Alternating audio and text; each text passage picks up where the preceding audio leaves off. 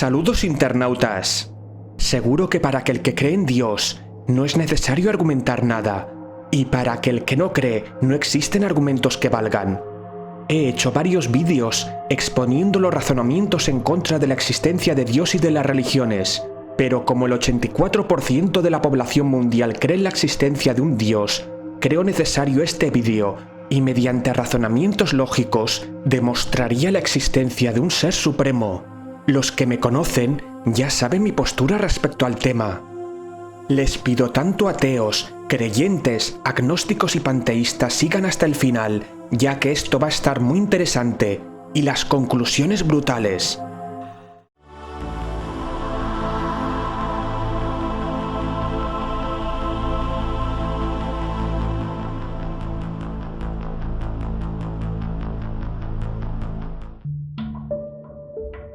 Desde los tiempos de Aristóteles hasta nuestros días, muchos filósofos y teólogos nos han dado argumentos a favor de la existencia de Dios. Aristóteles, en uno de sus libros, lo titulaba como el primer motor inmóvil, lo que mueve sin ser movido. Él consideraba que todo lo que se mueve en el universo tiene una causa, pero debía haber un principio de todo movimiento y que a su vez no fuera movido por nada. El llamado motor primario, un ser inmaterial que lo denominó Dios en su 8º libro de la física. Ese ser debía ser inmortal y no físico. No tendría magnitud física y no podría mover objetos materiales.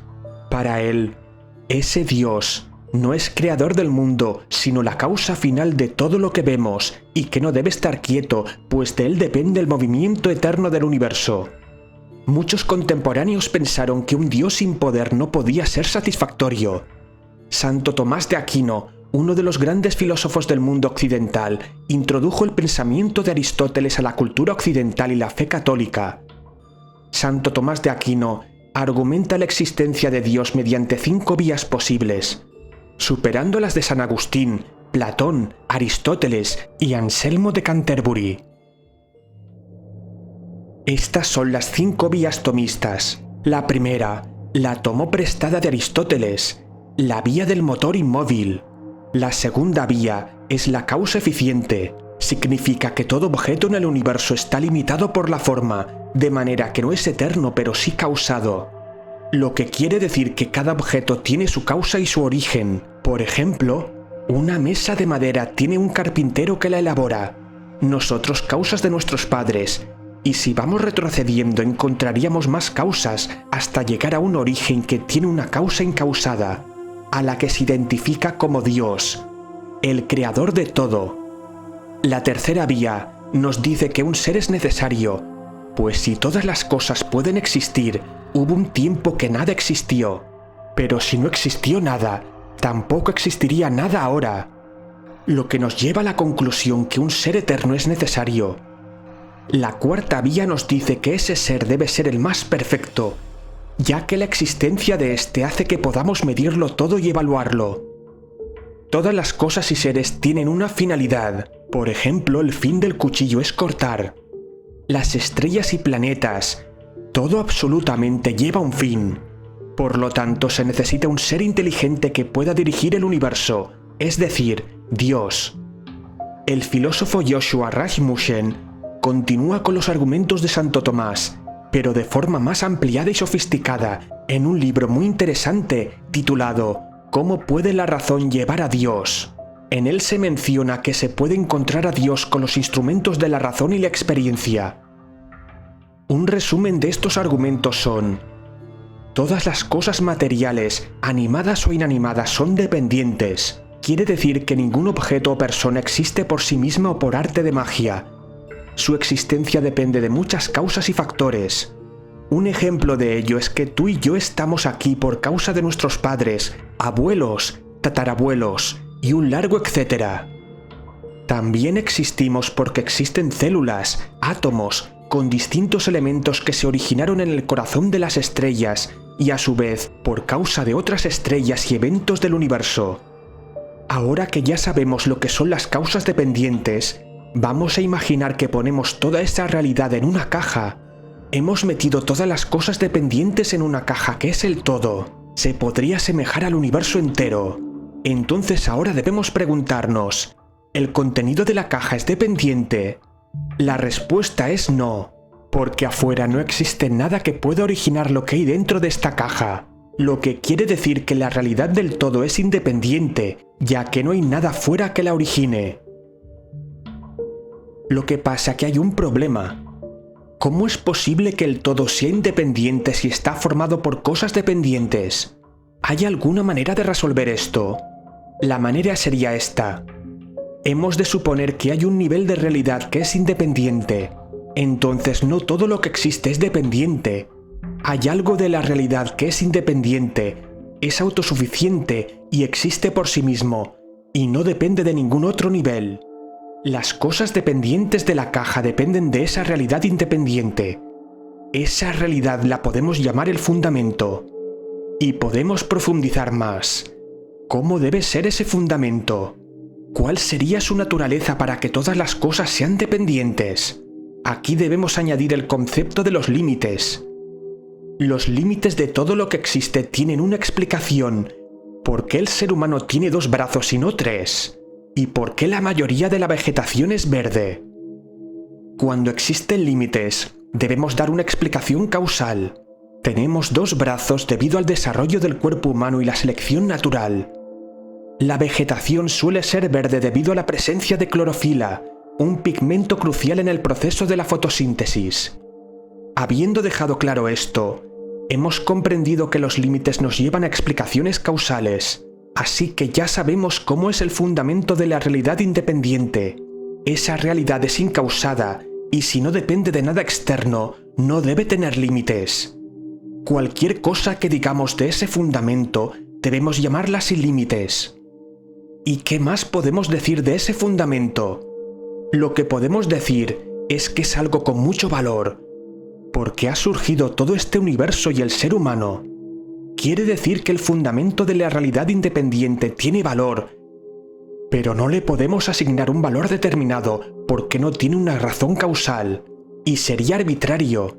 Así que solo podemos decir que es de forma ilimitada, una entidad perfecta sin límites, y su valor supremo, infinito.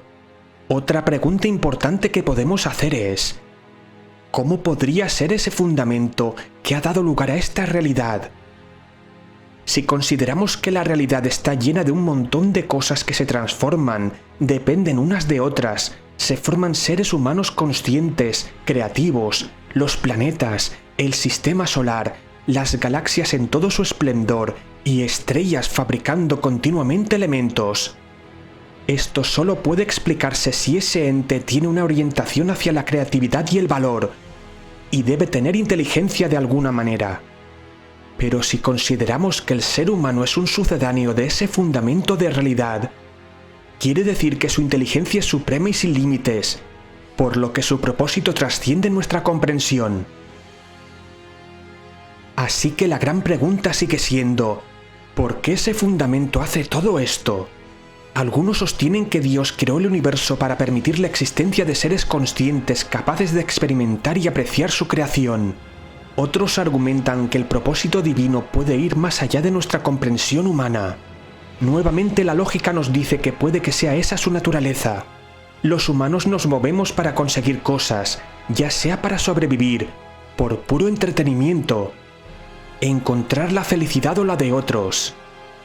No parece que en este caso Dios tenga un propósito o un interés, ya que es independiente. Un ser perfecto no necesita que lo adoren, ni que tenga que dictarnos un manual de reglas. Nuevamente, al ver la gran belleza del cosmos con todas sus interacciones, nos damos cuenta que la finalidad de ese Dios no es el ser humano, sino simplemente la existencia y la creación de múltiples estados de la materia. La ciencia no puede abordar la existencia de Dios, ya que se ocupa principalmente de fenómenos observables, medibles y verificables, y se basa en la evidencia empírica para formular teorías y leyes. La existencia de Dios solo se puede abordar desde la fe y la filosofía.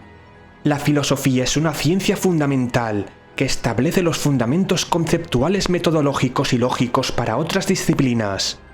Está presente en la ética y la moral, en los problemas científicos, los derechos humanos hasta la política. Mi punto de vista en esto es que no creo en el Dios de las religiones que a menudo humanizan. No creo que haya una entidad sobrenatural que esté merodeando por ahí. Es lo que piensan los ateos. Pero puede que ese Dios no sea un ser supremo que nos hacen creer, sino otra cosa. La ciencia nos dice que hay una energía primordial que siempre existe. En el contexto de la física cuántica, hay un estado de energía más baja posible. Siempre hay actividad y fluctuaciones cuánticas. Quiere decir que esa energía llamada punto cero no se puede eliminar, hagamos lo que hagamos. Es una energía transformadora. Desde el punto de vista teológico, sería como eliminar a Dios, y es imposible. Es lo que permite la existencia y que haya algo en lugar de nada. Giordano Bruno propuso una forma especial de panteísmo que escandalizó a sus contemporáneos. Él creía que la materia siempre está ahí, la totalidad de las cosas se transforman, pero siempre es la misma materia que se sostiene y perdura. Ese todo o alma del mundo que lo llena es el Dios infinito. Tanto ateos como creyentes, agnósticos o panteístas tienen su parte de razón, ya que ven la realidad desde distintos puntos de vista, y la forma de interpretarla puede variar según el método que usemos. Otro modo de verlo es desde el Big Bang. Sabemos que existía una singularidad de muy baja entropía y que todo estaba organizado de una manera particular y armoniosa, donde las leyes físicas actuales no se aplicaban. La ciencia no puede explicar el porqué de ese estado, pero algunos estudios filosóficos nos dicen que ese estado podría ser el fundamento, esa realidad independiente.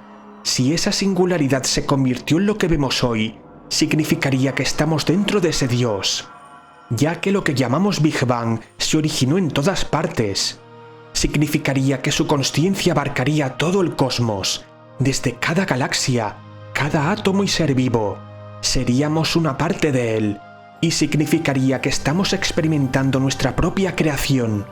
Una parte del fundamento se ha despertado en seres conscientes.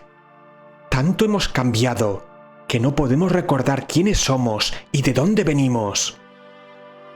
Mediante la lógica y uniendo conceptos, es increíble cómo podemos llegar a conclusiones que desafían nuestras expectativas. No es necesario demostrar a cada rato algo en un laboratorio para conocer los secretos del cosmos.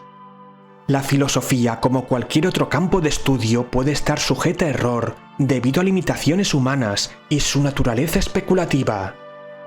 La corrección de ideas y el refinamiento constante la hace una herramienta muy valiosa, dando muchas respuestas a cuestiones desafiantes que enriquecen el pensamiento humano. Lo bonito de la ciencia es no parar de hacernos preguntas y descubrir lo que se oculta en el próximo horizonte.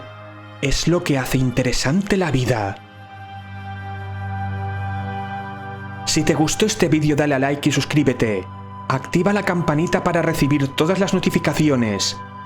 Comparte en las redes sociales y deja tu comentario. Un abrazo cósmico a todos.